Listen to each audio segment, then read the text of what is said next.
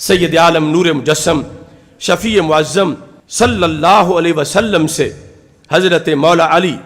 رضی اللہ تعالی عنہ روایت کرتے ہیں، اور یہ حدیث مسند امام احمد میں ہے، جامع ترمذی میں ہے کہ ہمارے آقا علیہ الصلوۃ والسلام نے دو شخصیات کی طرف اشارہ کیا. ایک کا نام امام حسن رضی اللہ تعالیٰ عنہ ہے،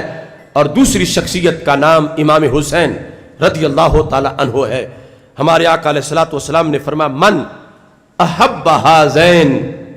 جس شخص نے ان دونوں سے پیار کیا، خواہ وہ کسی صدی کا ہو، کسی علاقے کا ہو، کسی طبقے کا ہو، بشرطے کہ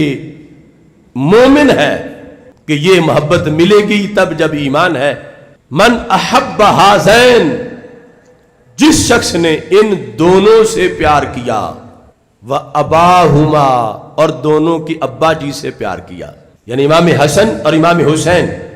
رضی اللہ تعالی عنہما کے والد بزرگوار، حل عطا کے تاجدار حضرت مولا علی رضی اللہ تعالی عنہ، فرمایا ان دونوں کے والد گرامی سے بھی پیار کیا، وَأُمَّهُمَا، اور ان دونوں کی امی جان سے بھی پیار کیا. اب شرط پوری ہوئی، من احب ہذین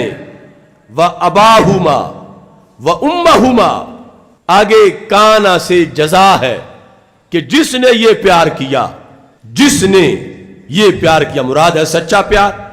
جس کی شرطیں خود سرکار نے بیان کی، تو اسے کیا ملے گا؟ ہمارے آقا علیہ السلام فرماتے ہیں کان معی، وہ میرے ساتھ ہوگا. اگرچہ 14ویں صدی کا ہے، 15ویں صدی کا ہے، اگرچہ وہ کسی عام سی فیملی کا ہے، لیکن یہ محبت اسے کتنا عروج دے گی. کان معی، وہ میرے ساتھ ہوگا، فی درجتی یوم القیامہ، قیامت کے دن میرے درجہ میں وہ میرے ساتھ ہوگا. یعنی اگرچہ رسول اللہ صلی اللہ علیہ وسلم کا جو مقام ہے جنت میں، وہ تو اولو العزم پیغمبروں سے بھی بلند ہے، لیکن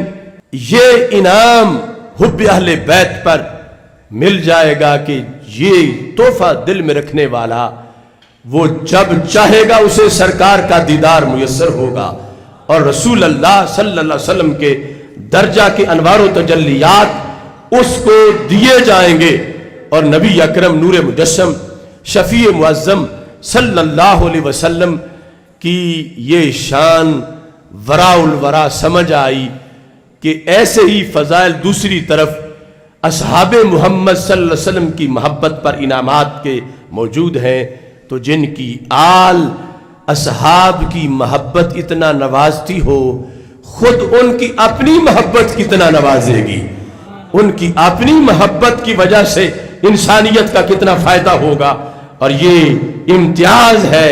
آل محمد صلی اللہ علیہ وسلم کا سارے نبیوں کے خاندانوں میں سے اور ان کی اہل بیت میں سے کہ نبی اکرم نور مجسم شفیع معظم صلی اللہ علیہ وسلم نے یہ خصوصی انعام ان من احب ہذین واباہما وامہما، یہ شرط ذکر کرنے کے بعد ہمارے آقا صلی اللہ علیہ وسلم نے اس کے نتیجے کو اتنے بلند انعام کی شکل میں بیان کیا ہے.